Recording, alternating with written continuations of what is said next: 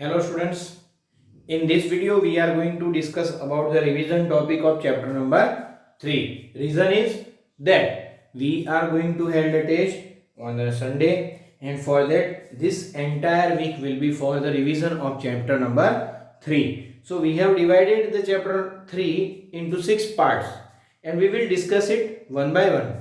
Today we are going to discuss about the male reproductive system, and in this the worksheet has been already sent to you, right? So that worksheet you will follow and you will also note down the questions while you are watching the videos, right? Some of the questions are directly from the textual exercise as well as some are based on the previously asked questions. So let's start with the first revision part, right? This video is revision 3.1. You will get definitely assignment and you will also solve based on it, right? So we will discuss the question as well as answer. So students, first question is humans reproduce, and you have to fill out of these two. This is 1 mark question. Remember this. This all the three are 1 mark question. Then we will discuss 4 marks as well as 2 marks questions also. So starting with the first one is humans reproduce. You have to select asexually and sexually. This question's answer has been already solved in chapter number 1, right? Humans are reproducing sexually. That means there is the formation of the gametes. Okay, that is sperm and ova.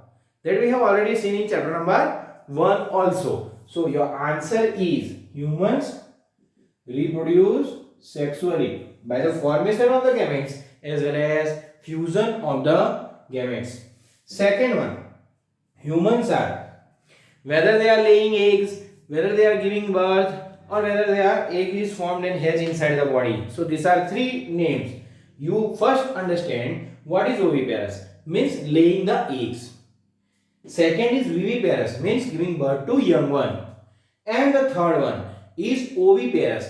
Oviparous means egg is formed inside the body, hatching occurs and it delivers the young one. So our case is we are giving birth to young ones. So humans are viviparous. Students, you are getting or not? Okay. So the third question is like this: fertilization, whether it is occurring inside the body or external, right, outside the body. And this question has been also solved in chapter number 1, that is reproduction in organism, right, sexual reproduction.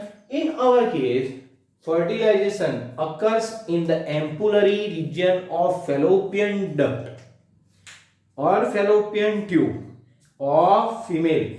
That means it occurs internally, right? It occurs inside the body of the female, where the location I am saying that ampullary region of the fallopian tube, where sperm and ova meet. So these are 1 mark question. There are left 1 mark question, but we will include with the topic. These were the basic questions. Now we will solve 1 4 mark question as well as 2 mark question and 1 mark questions which are included in that topic. Okay, now students, we will discuss a question number 12, that is of 4 marks. Remember this. This one is of 4 marks.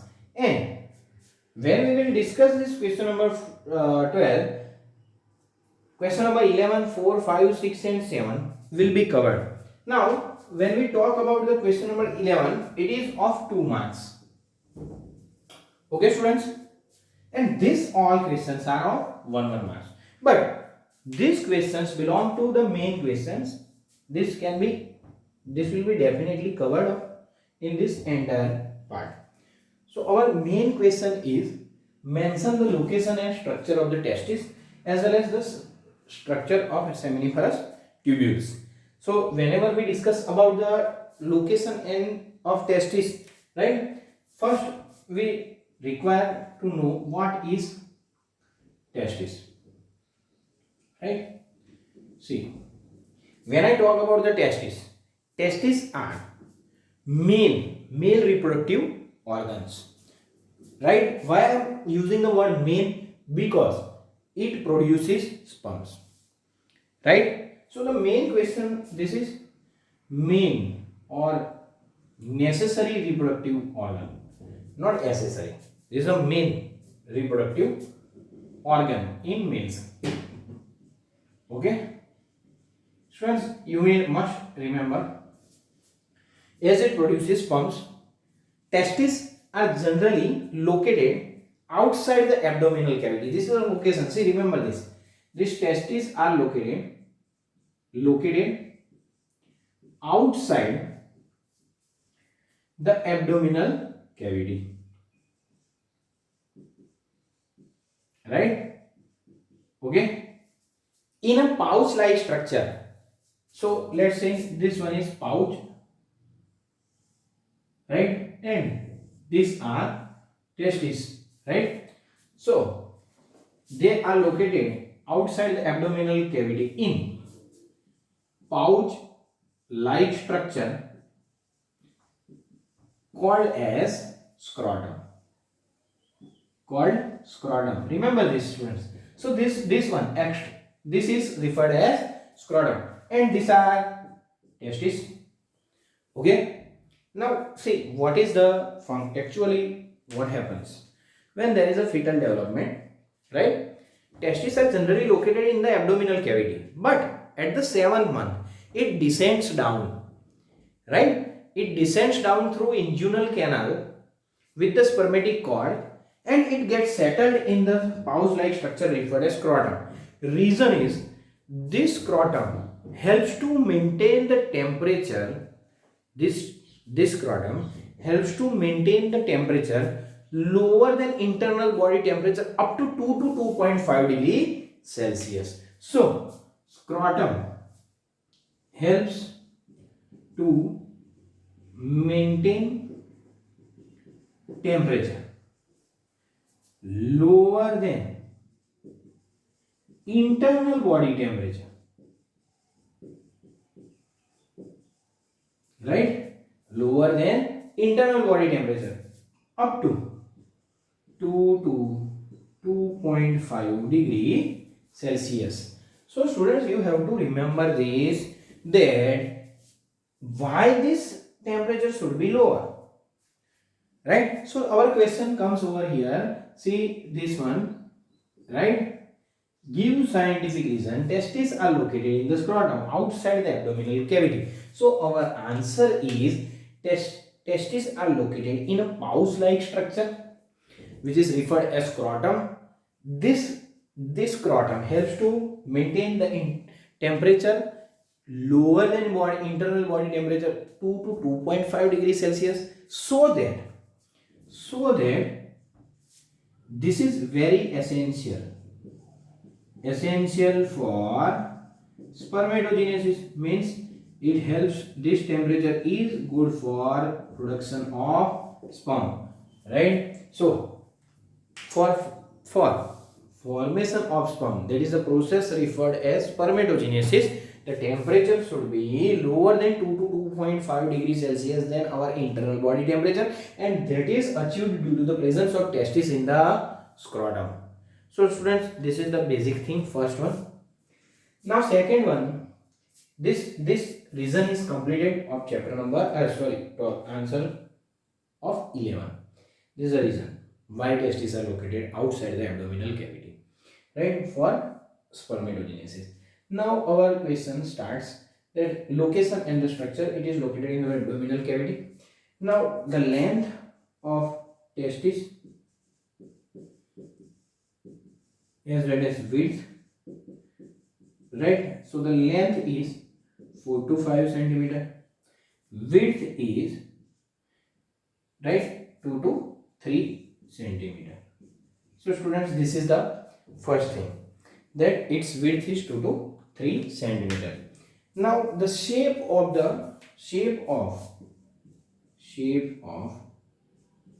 testis is oval, right?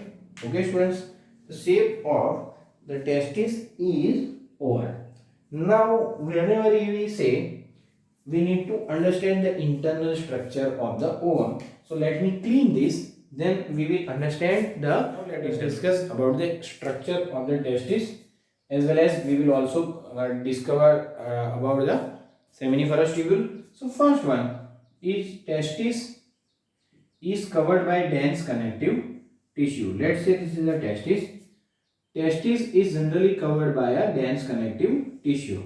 Now students, you have to remember this very important one. Testis is having internal compartments, right? So these are internal compartments formed due to the tunica albuginea.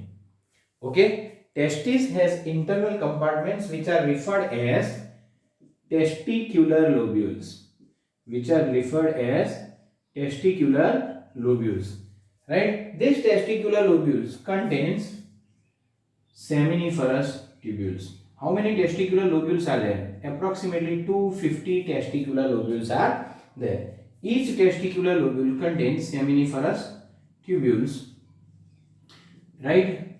Okay, each lobule contains, so we can write over here 1 to 4. Each compartment contains 1 to 4 testicular seminiferous tubules, right? So we can draw like this, students, right? This is a compartment in which I can show this one as seminiferous tubules.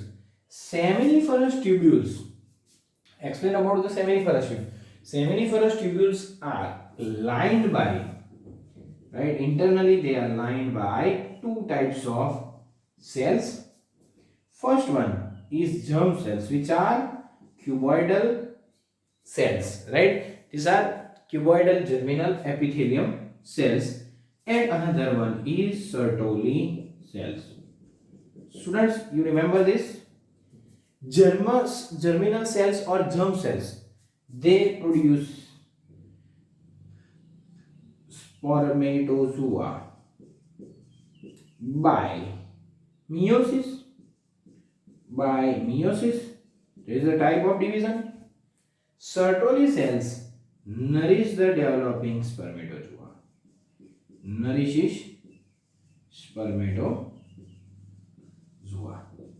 Okay, students.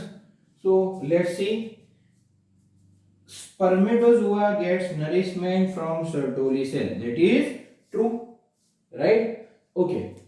Androgens are produced by Sertoli cells. That is false. We need to correct. Sertoli cells nourishes spermatozoa. Okay. Now question arises: who produces androgen? So in the interstitial space,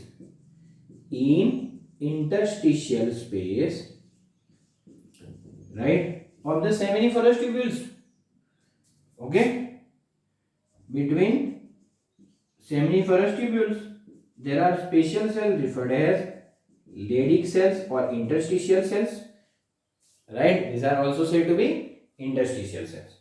So this Leydig cell produces androgens that are male hormones. So these are androgens that are also referred as male hormones. Testosterone is the male androgen, right? So this question, Leydig cells synthesize androgen, that is very true. But Leydig cells are found in the ovary? No. This case it is present in the testis, right? And in this case we can also correct this statement, right? Instead of androgens are produced by Leydig cells. So students, this is the completion of all the questions. First we need to write the location structure. You need to show the internal part of the testis, and then we need to discuss about the seminiferous tubules, right? Now more two questions we will discuss up to 2 marks, and then our video will get. Now this is the last part. We are going to discuss question number 8, 9 and 10. So students, first question is give information about the accessory reproductive ducts in male. So when we talk about the question number 8, right, okay, answer 8, let's understand the first thing, that is this is the testis, okay. So the ducts in the from the testis starts this. For example, these are the testicular compartments. Now the seminiferous tubules, right, we are going to understand the pathway. So that includes all the ducts. So seminiferous tubules opens into first one, that is reti testis. Okay. So seminiferous tubules opens into reti testis. Remember this. Okay. Now for this case, when I say reti testis, this reti testis, right, extends into or opens into vasa efferens. Okay. So this vasa efferens further opens into epididymis. So this one, reti testis to vasa efferens. Right, this vasa efferens leaves the testis, right, and it opens into epididymis. Okay, this is vasa efferens. Vasa efferens opens into epididymis, right, and this epididymis further opens into a duct referred as vasa deferens. So reti testis, vasa efferens. Vasa efferens opens into epididymis. Okay, students. From there, it goes to vasa deferens. Okay, vasa deferens. So this is the thing. Now vasa deferens, for example, this is a urinary bladder, right? It loops over the urinary bladder where seminal vesicle joins to form ejaculatory duct, and it further joins to form urethra. Right? Urethra is actually leaving the urinary bladder. It also collects the urine. Right? So students, if I want to write this, first of all, I can explain it like this, that seminiferous tubules opens into reti testis. From there, it opens into vasa efferens. Vasa efferens leaves the testis to epididymis. Further, epididymis opens into a vasa deferens. It further, what gets joined with the vasa deferens? It loops over the urinary bladder. It passes through inguinal canal, then it loops over the urinary bladder at the abdominal cavity, where seminal vesicle duct joins to form ejaculatory duct. Okay, this ejaculatory duct opens into urethra, and this urethra has an opening at the tip of the penis referred as urethral meatus. This is referred as urethral meatus. So students, this is the entire pathway. So first reti testis to vasa efferens to epididymis to vasa deferens to ejaculatory duct, urethra, and finally it opens at the tip of the penis referred as urethral meatus, the opening of the urethra. Right? Now what is the function of this accessory duct?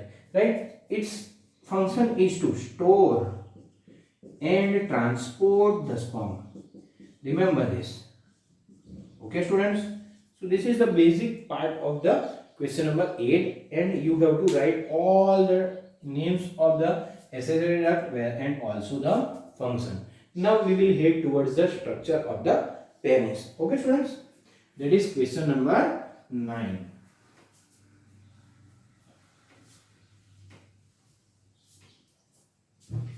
Okay, so when I say about the 9 number question, penis is referred as external genitalia, right? Penis is referred as external genitalia. Okay, now when I say it is referred as external genitalia, this external genitalia is having special tissue, special erectile tissue, right? In the main video we have already shown, because we have completed it with the NEET. I have already said there is a revision part, so I am not much discussing about it because it is a part of NEET. But we have discussed that the erectile tissue are, right, there were 3 tissues when we took the section, right? Corpora cavernosa and corpora spongiosum, right? So this is special erectile tissue The number of the erectile tissues are 3, but they are of only 2 types. Remember this. Number is 3. 3 tissues are present, but actually types are only 2. Special erectile tissue, which is used for helps in insemination, right? Okay. So the function of penis, right? In case of reproduction, it helps to inseminate the sperm in the female's vagina. Okay. Now this special erectile tissue is having a quality that when the blood is filled in this tissue, it gets erected. This helps to deliver the sperm, and the tip of the penis or end part of the penis is referred as glans penis. Okay, it has a skin fold, right? Skin covered by it, referred as prepuce, right? Okay, okay, or foreskin. The better word will be foreskin. So this is the glans penis is more sensitive part of the penis, right? So this is, you have to just note down about these things only in case of structure of penis. These all questions are of 2 marks, right? Now talking about the third question. Third question is write a note about the accessory glands. So we will just discuss about the accessory glands, which is whatever it is given in our NCERT textbook. So NCERT textbook says accessory glands are 3. One is seminal vesicle, a pair of seminal vesicle. Prostate gland is only one. So this is one. This occur in pair, and pair of bulbourethral gland. Okay, a pair of bulbourethral gland. Now see, the secretion of these two is referred as seminal plasma. Okay, students. Now this seminal plasma refers this constitute the semen major portion. Only few or a very less amount of portion is covered by sperm. Major portion is covered by the secretion of these two only. And seminal plasma is rich in calcium, fructose, that is energy giving, and certain enzymes, right? Okay, so this fructose helps to provide the nourishment. It also contains vitamin C. Okay, students, but as our book is saying, these 3 things are present in it, right? Okay, so we are going to only write whatever it is given in the textbook for our board examination, right? Now what is the function of bulbourethral gland? Function of the bulbourethral gland, it helps in lubrication during the sexual intercourse, right, or during the coitus. So this is all about the today's revision topic. Thank you.